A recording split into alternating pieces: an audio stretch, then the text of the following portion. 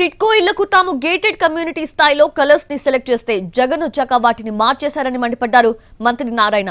జగన్ పిచ్చి తుగ్లక్ పనులు చేశారని విమర్శించారు. అసలు టిట్కో ఇళ్ల కలర్స్ ని ఎందుకు మార్చారో తెలియడం లేదన్నారు. అడ్మినిస్ట్రేటివ్ క్లియరెన్స్ లేక ఇప్పుడు బిల్డర్స్ ఇబ్బంది పడుతున్నారన్నారు. ఆ రోజు ముఖ్యమంత్రి గారు నాకేం చెప్పారంటే రంగులేయటంలో ఇప్పుడు రంగుల విషయానికి వస్తే ఆ రోజు తెలుగుదేశం పార్టీ కలర్స్ చేయాలని ఆ రోజు ఎమ్మెల్యేలు చెప్పారు అధ్యక్ష. ఎందుకంటే డిజైన్స్ ని ఎమ్మెల్యేలు సేమ్ గా చూపించారు. ఆ రోజు చంద్రబాబు నాయుడు గారు చూపిస్తే ఎక్కువ మంది తెలుగుదేశం పార్టీ పసుపు కలర్ అని చెప్పారు.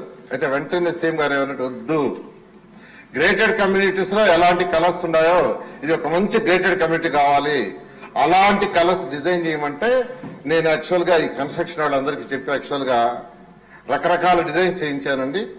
ప్రతి కమ్యూనిటీలో ఎవరైతే లబ్ధిదారులు పొందుతారో వాళ్ళకు చూపించి వాళ్ళ దగ్గర ఫైనలైజ్ చేయించాం.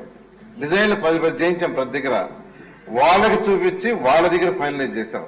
ఫైనలైజ్ చేసి కలర్స్ వేస్తే జగన్మోహన్ రెడ్డి గారు రాగానే ఫస్ట్ కలర్స్ మార్చారు.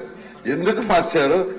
ఇంకొక విషయం అన్నిటికంటే ఈ రోజు బిల్డర్స్ సఫర్ అవుతున్న కట్టినాడు.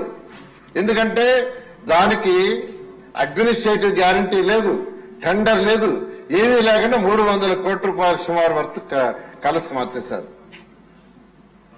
No administrative approval, no tender, nothing. నోటి మాటతో యాక్చువల్ గా చేశారు. వాళ్ళందరూ సఫర్ అవుతా తిరుగుతున్నారు. బట్ దానికి మనం చేయగలిగింది ప్రభుత్వంలో ఏమీ లేదండి. అదే చెప్పాను, అడిగితే కూడా చెప్పాను. ప్రభుత్వంలో అడ్మినిస్ట్రేటివ్ క్లియరెన్స్ లేకుండా లేకపోతే ఒక జీవోనో ఏది లేకుండా ఉండదు. చక్కటి కలర్స్ ఒక్కొక్క ఏరియాలో ఒక్కొక్కటి కట్టామండి. ఈ విధంగా యాక్చువల్ గా రంగుల విషయానికి వస్తే వాళ్ళందరూ కూడా సహోదరు దీన్నే పిచ్చి తగ్గులకు పనులు అంటారు. జగన్మోహన్ రెడ్డిని పిచ్చి తగ్గులకు పనులు ఎందుకంటారంటే నిజంగా పిచ్చి తగ్గులకే చక్కటి కలర్స్.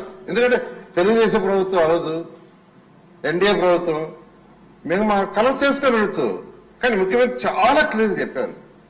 దాంతో అంత చక్కగా చేస్తే వచ్చిన కలర్స్ మార్చి అసలు అన్యాయం నాశనం చేస్తారు.